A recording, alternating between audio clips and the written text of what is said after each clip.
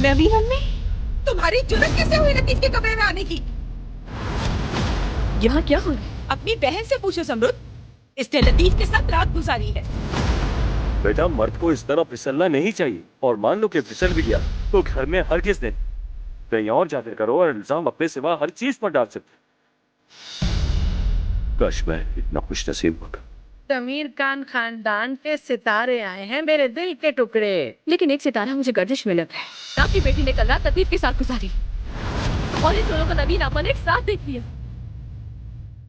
लड़की चाहिए।